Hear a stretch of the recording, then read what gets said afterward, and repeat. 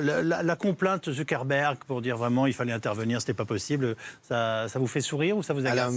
Ça m'agace beaucoup parce que je pense qu'il faut donner 2-3 chiffres pour que le public comprenne bien à quoi Facebook a servi durant les 2 dernières années. Déjà, Facebook est le seul réseau social qui a continué à accepter les publicités politiques durant la campagne. Ils ont gagné 2,4 milliards de dollars en publicité politique ultra ciblée durant la campagne de 2020.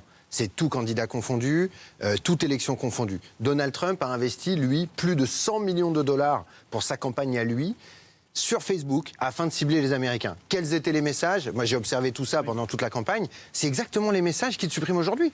Les élections ont été volées, les Mexicains sont tous des violeurs, les musulmans sont tous des terroristes, je vais construire un mur avec le Mexique à la frontière du Colorado. Il n'y a pas de frontière avec le Mexique dans l'état du Colorado, mais donc voilà, donc ce ne sont que des mensonges. Et en fait, Facebook avait mis en place un certain nombre de garde-fous, comme il l'expliquait, moi j'y croyais pas beaucoup, mais en tout cas il l'avait mis en place, qui devaient fact-checker un certain nombre de propos.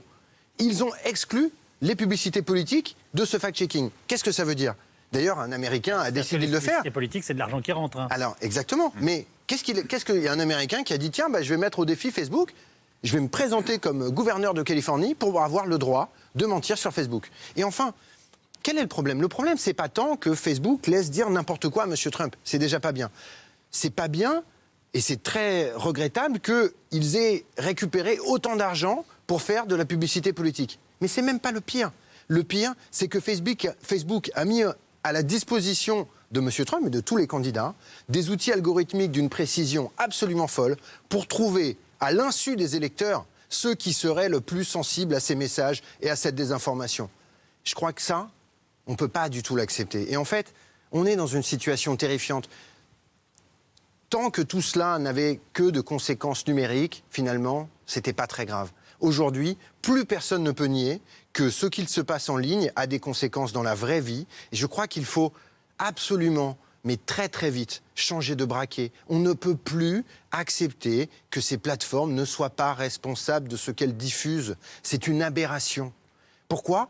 Mais pas parce que c'est bien ou parce que c'est mal, parce qu'elles gagnent des fortunes à diffuser tout cela. Si elles gagnent des fortunes à diffuser tout cela, elles doivent être comme les chaînes de télévision, comme les grands quotidiens, comme les chaînes de radio, elles doivent être responsables, au moins en partie, des propos qu'elles diffusent.